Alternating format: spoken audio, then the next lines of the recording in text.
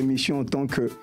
Aujourd'hui, nous avons notre nouveau numéro. Nous allons recevoir quelqu'un en tant que pasteur avec qui nous allons parler sur un thème merveilleux, comment sortir des moments difficiles. Peut-être vous êtes en train de passer par des moments très, très difficiles. Vous vous posez énormément de questions.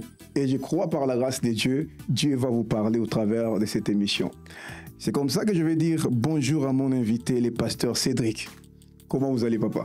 Bonjour, Papa Béni. Bonjour aussi à toutes les personnes qui nous écoutent en ligne. Bonjour, tout va très bien par la grâce de Dieu. À gloire à Dieu, on peut se tutoyer? Oui. Est-ce que c'est facile d'être pasteur? Aujourd'hui, on vous reçoit en tant que pasteur, hein? C'est facile d'être pasteur? Non, très sincèrement, en fait, c'est même c'est le travail le plus compliqué à réaliser et à faire. C'est pas facile d'être pasteur. Mais pourquoi? Parce que, en fait, le ministère n'est pas le domaine un domaine naturel. Le ministère n'est pas un domaine humain. Le ministère, l'œuvre de Dieu, c'est Dieu. Donc, il faut avoir du spirituel. C'est-à-dire que si Dieu ne vous appelle pas à diriger, à rentrer dans le ministère ou encore à diriger une église, c'est pas chose facile. Et donc, on a besoin de ressources surnaturelles de pouvoir conduire une assemblée. On a besoin de ressources surnaturelles. Et c'est pourquoi, dans ce domaine, par exemple, le ministère, l'église n'est pas comme une entreprise. Okay. Une entreprise, par exemple, vous mettez les moyens, vous cherchez les employés, et voilà, alors que l'église, c'est pas la même chose. Il faut des personnes véritablement, il faut que Dieu déjà vous appelle et en plus vous conduire. En plus, des personnes qui viennent au travers de vous porter la vision, c'est vraiment pas facile. Mais ce n'est pas ce que les autres disent. Certains disent que il faut être pasteur pour réussir facilement. Lorsqu'on voit comment les pasteurs sont riches aujourd'hui, beaucoup disent, mais voilà, ils réussissent facilement. Moi aussi, je vais devenir pasteur pour réussir. Exactement, c'est une preuve en fait, c'est une preuve qui démontre éventuellement combien de fois ces personnes ne sont pas appelées. Parce que quand quelqu'un est appelé, il ne cherche pas déjà de trouver la manne en fait, il ne cherche pas de l'argent, il ne cherche pas ceci, mais il cherche à impacter la vie de ces personnes, il fait ça, transmettre l'esprit de ces personnes pour les impacter. Donc le but en fait aujourd'hui, si le Seigneur pouvait encore me poser la question de savoir est-ce que tu veux toujours devenir pasteur, j'aurais dit au Seigneur non, je ne veux pas devenir pasteur parce que c'est vraiment difficile, c'est pas chose facile véritablement, il faut vraiment être véritablement surnaturel. Il faut déjà avoir l'amour pour les gens, et il faut comprendre le principe du royaume de Dieu déjà, le pouvoir amener, pouvoir sauver un maximum de personnes pour les sauver. Mais aujourd'hui, malheureusement, il y a beaucoup qui ont trouvé ce prétexte-là de rentrer, comme la Bible dit, qu'il y a des loups qui rentrent dans la bergerie, effectivement, pour s'autoproclamer pasteur, et éventuellement parce qu'ils regardent, ils voient des intérêts derrière cela, et c'est pourquoi ces personnes, avec le temps, ils ne vont pas réussir parce qu'ils n'ont pas le cœur de Dieu, tout simplement. Vraiment, que Dieu te bénisse, papa. Pour ceux qui nous suivent, je pense que vous avez compris. On ne vient pas au ministère pour réussir, mais parce que vous êtes appelés. Et aujourd'hui, papa, nous allons parler sur un thème, comme j'ai dit au début, un thème merveilleux, comment sortir des moments difficiles. Et pour aujourd'hui, on va lire un passage de la Bible. On va prendre Philippiens chapitre 4 et le verset 6. Et papa va nous expliquer ce passage. Je vais lire au nom de Jésus. Philippiens chapitre 4, le verset 6. La Bible dit... Ne vous inquiétez de rien, mais en toutes choses, faites connaître vos besoins à Dieu par des prières et des supplications, avec des actions de grâce. Alors rapidement, papa, comment vous expliquez ce passage? Oui, c'est un passage que le Seigneur nous dit dans Philippiens 4. La Bible nous dit de ne pas nous inquiéter, en fait, parce que le Seigneur, l'une des choses pour lesquelles le Seigneur veut parler à ses enfants, ou encore les choses pour lesquelles le Seigneur veut véritablement impacter ses enfants, c'est que ses enfants aient confiance en lui. Parce que Dieu est un père et nous sommes enfants. Donc nous devons avoir confiance en notre papa.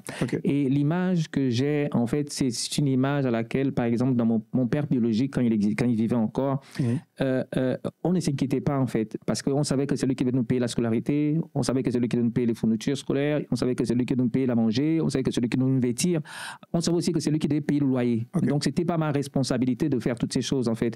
C'est pourquoi je pouvais dormir en paix, parce que je savais qu'il y avait quelqu'un qui était là pour subvenir à mes besoins.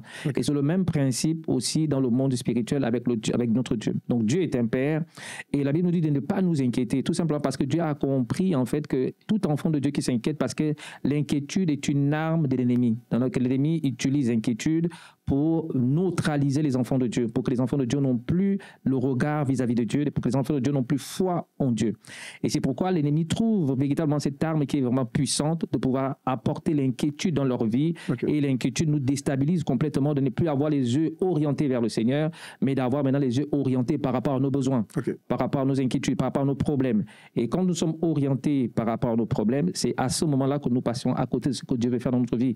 Et là, nous sommes obligés d'aller chercher des solutions par nous-mêmes, en fait. Nous sommes en train de chercher des alternatives à gauche et à droite, alors que Dieu ne nous a pas demandé de chercher des alternatives à gauche et à droite. Dieu nous a simplement dit de faire confiance, et lui, en tant que Père, il prend soin de ses enfants. Et c'est pourquoi ce verset, je peux revenir dans le livre de Matthieu chapitre 6, Matthieu chapitre 6 qui nous dit que ne vous inquiétez pas. Et plus loin encore, Matthieu nous dit que ceux qui s'inquiètent, ce sont les païens qui s'inquiètent. En vérité, un enfant de Dieu ne s'inquiète pas parce qu'il fait confiance complètement au Seigneur.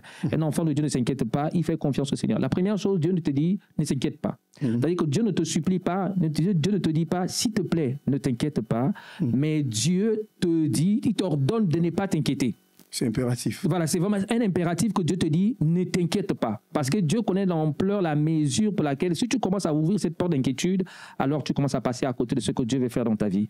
Donc, après l'inquiétude, Dieu te dit, quand tu ne t'inquiètes pas, maintenant la deuxième chose à faire, c'est de prier.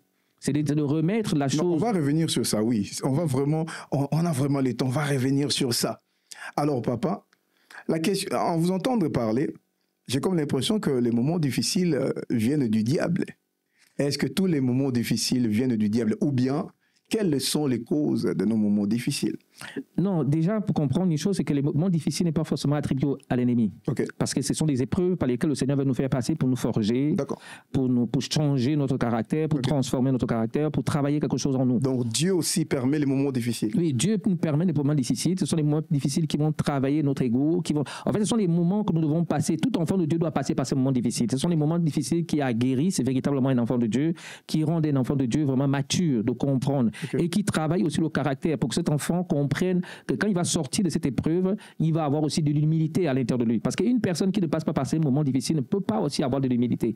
Par exemple, aujourd'hui, si quelqu'un veut juste avoir, comme je disais hier dans un enseignement, je disais qu'en fait, Dieu, dans l'école de Dieu, pour accéder au succès, il faut passer par la première case. La première case, ce sont la case de l'épreuve.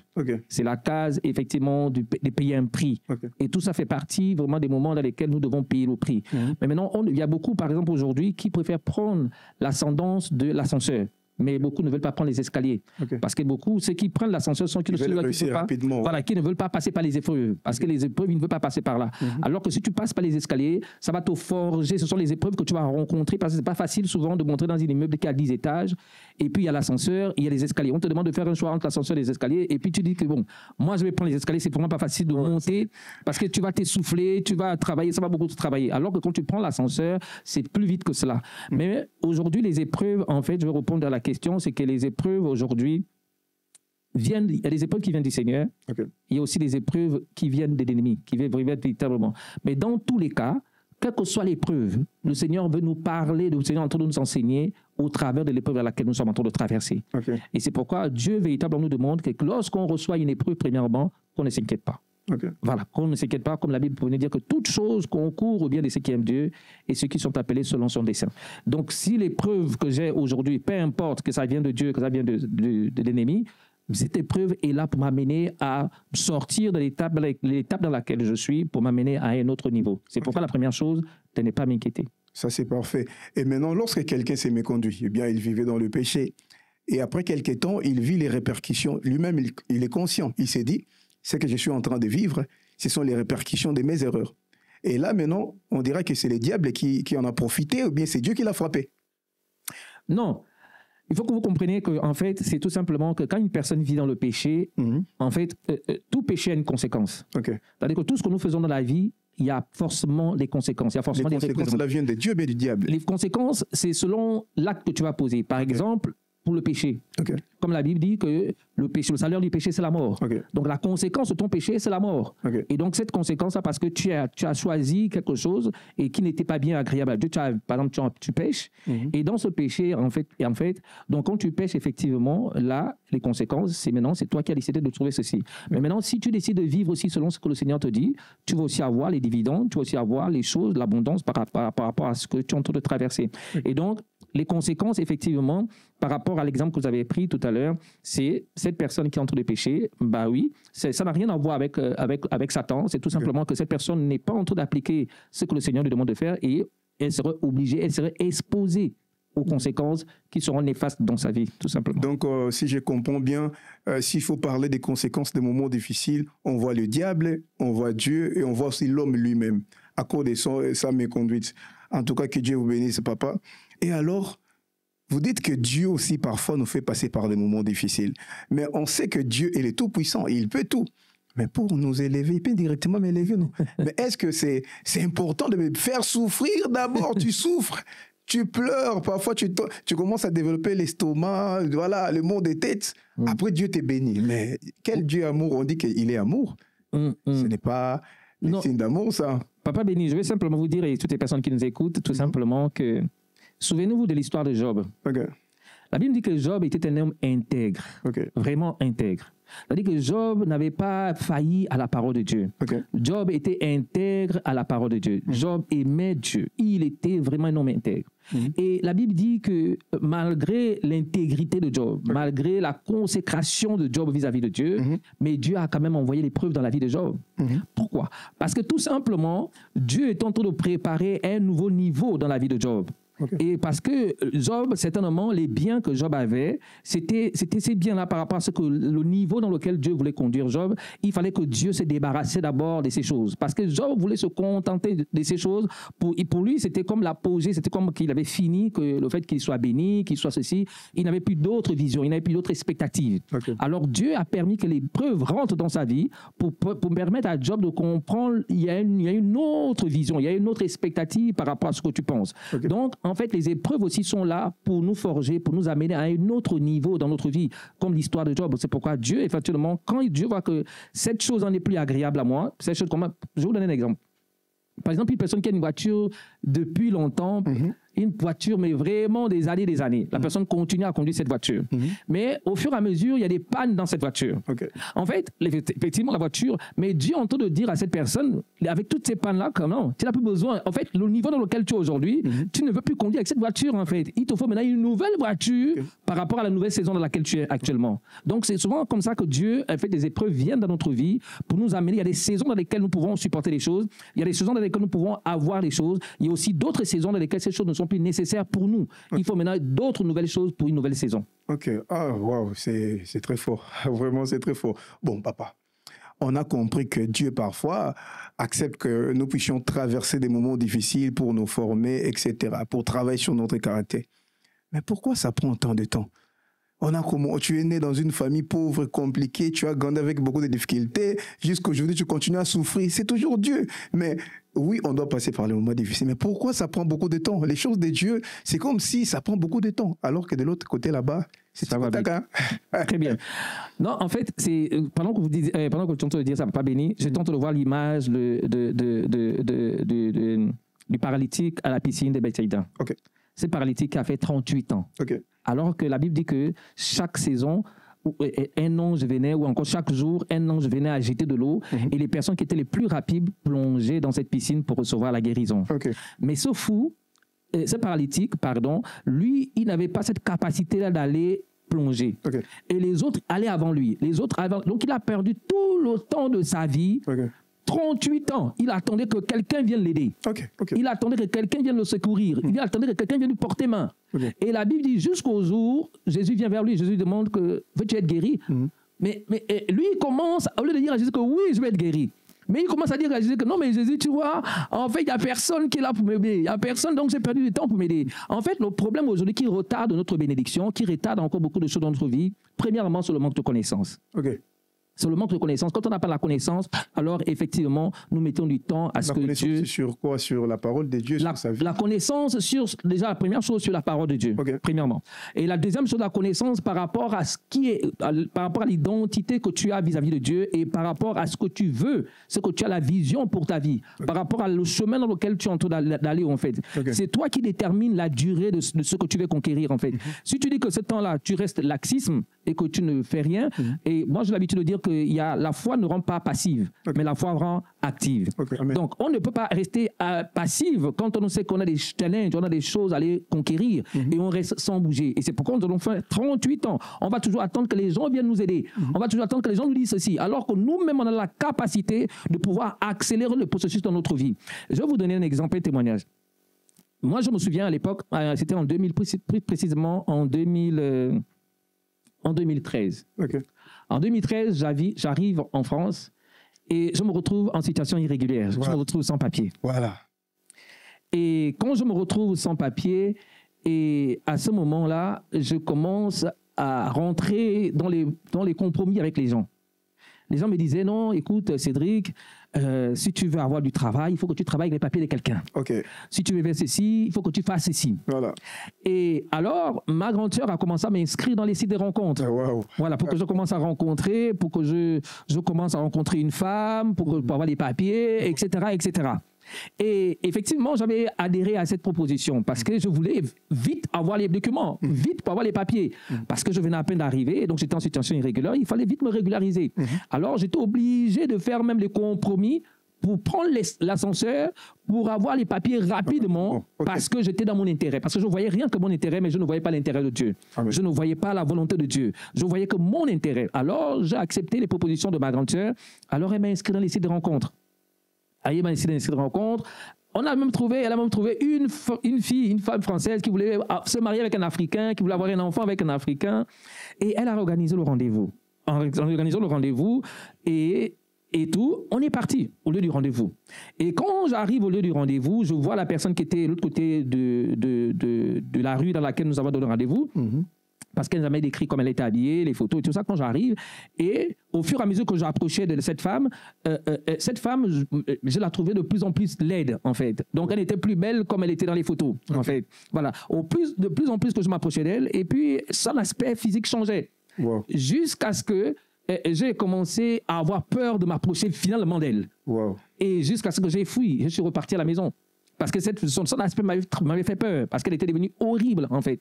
Et par rapport à ça, maintenant, c'est là maintenant que je rencontre le Seigneur. Le Seigneur me dit que si tu veux véritablement que je change ta vie, alors tu dois me mettre à la première place dans ta vie. C'est comme ça que le Seigneur me conduit dans une église, et c'est comme ça que dans cette église, je commence à vouloir véritablement au Seigneur. Et le Seigneur me disait qu'il était mon identité. Et mon identité n'avait rien à voir d'un document administratif. Mon identité n'était pas un document qu'on pouvait déchirer du jour au lendemain ou qu'on pouvait annuler. Mais mon identité, c'est quelque chose dans laquelle c'était mon alliance avec mon Dieu, en fait. C'était ça, mon véritable identité. Et le Seigneur pouvait me dire que si je suis réellement ton identité, alors je te donnerai tout ce que tu veux dans ce pays. Alors j'ai commencé maintenant à changer de voie. Je maintenant épousé la voie de Dieu. Je voulais maintenant que le Seigneur transforme ma vie et marcher maintenant selon la parole de Dieu. Et quand je commençais à faire ça dans cette église, au bout de 8 mois seulement, alors le Seigneur m'a parlé, m'a dit, va postuler. Je vais te montrer que je suis le Dieu de ce pays. Je te donnerai un CDI sans papier. Alors quand je suis allé postuler, et j'ai signé mon premier CDI sans papier. Pourquoi? Parce qu'on fait confiance au Seigneur. Parce que j'ai décidé de faire confiance au Seigneur, de ne pas prendre les raccourcis, de ne pas passer par l'ascenseur, mais de passer par les escaliers. Parce que pour que Dieu me bénisse, il faut que je passe par des étapes. Je ne dois pas brûler ces étapes, mais je dois commencer par les étapes. Si par exemple Dieu m'a donné les étapes, 6 étapes, si je commence à passer directement à sauter la première étape, la deuxième étape, et je vais juste avoir la 6e étape, ça ne se passe pas comme ça, parce que la loi va réclamer son dû, va me ramener à la case de départ. Avec Dieu, c'est comme ça. On ne vient pas les étapes, mais on suit le processus de transformation. Gloire à Dieu. Pour vous qui nous suivez, l'homme de Dieu a dit quelque chose qui a retenu mon attention. Lorsqu'on traverse des moments difficiles, il faut faire attention. La première des choses, comme il a dit, il faut chercher la connaissance. Il faut chercher Dieu. Il y a des informations que tu ne possèdes pas. Il y a des choses que tu ignores. Et malheureusement, il a dit, le diable peut en profiter pour te détruire. Lorsque tu te bats pour réussir rapidement, pour atteindre rapidement un objectif, mais tu n'entends pas Dieu, le diable peut facilement te désorienter comme il a voulu désorienter notre papa. Maintenant, l'homme de Dieu. C'est quoi la différence entre les moments difficiles causés par l'ennemi et les moments difficiles causés par Dieu. Parce que beaucoup de gens se posent cette question. Ils traversent des moments difficiles, ils ne savent pas. C'est le diable qui a causé ça ou bien c'est Dieu qui a permis à ce que je traverse des moments difficiles pour m'enseigner? Ok, très bien. Ici, il faut qu'on comprenne une chose. La chose qu'on doit comprendre, tout simplement, les moments difficiles dans lesquels nous traversons ont deux facteurs. Le premier facteur, peut-être de Dieu. Le deuxième facteur aussi, de nous-mêmes. Parce que les actes que nous posons peuvent aussi nous amener à entamer des situations assez chaotiques dans notre vie. Et je vais illustrer ça encore avec un autre témoignage, parce que moi, je parle que du vécu. J'ai été responsable au magasin qu'on appelle Auchan. Pour ne pas faire leur publicité. Donc, j'ai été responsable dans ce magasin. Et ce magasin, eux, ils travaillaient le lundi à dimanche, pas de jour de repos. Et vu le statut que j'avais déjà, le statut chrétien, et puis étant responsable, et un jour, mon directeur me dit maintenant qu'il faut que je travaille le dimanche. Alors que le dimanche, je devais être à l'église. Alors, j'ai dit à mon directeur que non, ce n'est pas possible que je puisse travailler dimanche. Parce que dimanche, je suis à l'église en tant qu'enfant de Dieu. Je dois être à l'église. Et alors, il m'a dit, si tu ne viens pas dimanche, tu seras licencié. J'ai dit non, même aujourd'hui même, je peux faire déposer vos clés et je rentre chez moi en fait. Voilà. Et alors, j'ai déposé mes clés et je suis rentré chez moi. Voilà. Alors, je prends cette décision sans consulter Dieu. Je prends cette décision par mes émotions. Je prends mes décisions par un certain zèle amer pour dire que, voilà, comme je suis chrétien, moi, je ne dois pas travailler les dimanches, quitte à ce que, même si je ne mange pas, je reste comme ça. Alors, je prends cette décision. Alors, quand je prends cette décision, et qui était une mauvaise décision, parce que tu n'étais pas sage, parce qu'il faut avoir de la sagesse dans tout ce que nous faisons. Très important. Et très important. Et puis, quand je prends cette décision, je rentre à la maison. Et dans la maison dans laquelle nous sommes, 2 salaires importants dans notre maison. La Bible dit que 2 salaires valent mieux qu'un. Voilà. Donc, mon épouse a son salaire, mon salaire, avec les charges qu'on a, un salaire ne peut pas souvenir aux besoins de notre maison. Et bien, quand j'arrive à la maison, je commence, déjà, comme j'avais un peu d'argent dans la banque, donc les premiers mois, ça allait. Les deuxièmes mois, ça allait. À partir du 3e mois, comme je n'avais plus d'argent, alors je commençais maintenant à creuser un trou. Ça commençait à creuser un trou et le salaire de mon épouse ne pouvait plus combler à tous les besoins de la famille, de la maison. Alors, il y avait là un trou où on était déjà en difficulté. Et ces difficultés, qui les a créées? Ce n'est pas Dieu qui les a créées, c'est moi, ce n'est pas le diable. Ces difficultés, c'est moi qui les a créées, c'est moi qui les ai créées tout simplement parce que je n'ai pas été sage. Parce que si j'avais été sage, je vais d'abord chercher un travail avant de démissionner le travail dans lequel j'avais.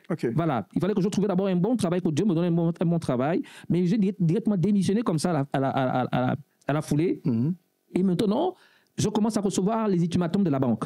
La banque commence à m'envoyer des ultimatums, avis de mise à demeure pour dire que, monsieur, voilà, vous avez jusqu'à 7 jours, si vous ne régularisez pas plus de 2 000 euros, parce que j'avais été endetté de plus de 2 000 euros de découvert dans mon compte bancaire. Voilà. Et donc, la banque me disait que si, d'ici 7 jours, je n'ai pas régularisé mes 2 000 euros de découvert, bah, je serai fiché à la Banque de France. Ça, ces conséquences-là, c'est pas Dieu. Ces conséquences, ces difficultés-là, ce n'est pas Dieu. Ces difficultés-là, c'est mon manque de sagesse. C'est-à-dire que c'est ce qui a créé que je me retrouve dans cet état.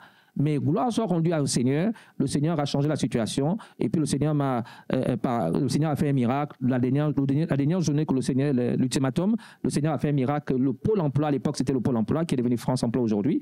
À l'époque, vu que quand vous démissionnez, le Pôle emploi ne vous paye pas, en fait. Voilà. Et donc, le Seigneur a fait grâce. Le Seigneur avait touché le Pôle emploi qu'il m'envoie un virement de plus de 2 000 euros dans mon compte bancaire. Donc, il y a des épreuves dans lesquelles que nous-mêmes, nous créons, nous causons ces épreuves-là parce que nous ne voulons pas écouter Dieu. Nous ne sommes pas sages et nous ne sommes pas intelligents de comprendre que ce que nous sommes en train de faire va nous causer des problèmes après. Et il y a aussi des difficultés, en fait, que malgré l'obéissance à Dieu, malgré l'intégrité qu'on a à Dieu, comme l'histoire de Job, que Dieu veut absolument qu'on passe par là parce que Dieu est en train de préparer une nouvelle saison dans notre vie, tout simplement. Oh, gloire à Dieu, gloire à Dieu. Que Dieu bénisse l'homme de Dieu. Nous tendons vers la fin de notre émission. Alors, une dernière question pour ceux qui nous suivent, papa. Quelle attitude avoir rapidement? Quelle attitude avoir lorsqu'on traverse des moments difficiles? Qu'est-ce qu'on doit faire pour sortir des moments difficiles? Parce que les gens veulent sortir des moments difficiles. Quelles sont les attitudes qui peuvent pousser Dieu rapidement de vous faire sortir des moments difficiles? Je vais dire à une personne que pour sortir des moments difficiles, c'est très simple. La première chose à faire, ce n'est pas vous inquiéter. Dieu vous demande de ne pas vous inquiéter, de ne pas avoir peur. De ne pas vous inquiéter, de ne pas avoir peur. Et la deuxième chose à faire, c'est de confier votre problème, votre situation entre les mains de Dieu. Une fois que vous déposez votre situation entre les mains de Dieu et vous faites confiance que Dieu vous a écouté, et la Bible dit que si le Seigneur vous a écouté, si Dieu vous a écouté, croyez aussi que Dieu va vous exaucer. Eh bien, il vous a déjà exaucé. Donc, quand on transmet notre besoin entre les mains du Seigneur et on abandonne ça entre les mains de Dieu et par la suite, nous restons maintenant avec les actions de grâce, ce que la Bible nous dit. Okay. Les actions de grâce, c'est quoi? Les actions de grâce, c'est de croire que Dieu va agir. Amen. Les actions de grâce font en sorte que je ne change pas d'alternative, que je ne cherche pas d'autres voies. Les actions de grâce, c'est que je suis en train de dire au Seigneur, merci Seigneur, je sais que si tu n'agis pas aujourd'hui, tu vas agir demain. Si tu n'agis pas aussi demain, tu agiras après-demain. Si tu n'agis pas après-demain, ce qui est sûr et certain, c'est que tu vas agir. Et donc, je suis dans cette expectative-là que quelque chose de bon est sur le point de m'arriver et c'est quelque chose que Dieu va changer ma situation. C'est pourquoi, tout simplement, pour sortir dans ces épreuves-là, on a besoin tout simplement de faire confiance au Seigneur. Waouh, gloire à Dieu, gloire à Dieu, gloire à Dieu. En tout cas, merci beaucoup, papa, d'avoir accepté notre invitation. C'est moi qui vous remercie. Merci beaucoup aussi à vous tous qui nous avez suivis depuis le début. Nous disons encore merci beaucoup au pasteur Guillet Monsoba de l'église IMCA. Nous disons merci à l'équipe technique. Merci beaucoup aux réalisateurs Douglas Mons et Aseraf. C'est comme ça qu'on finit notre émission et on se voit au prochain numéro.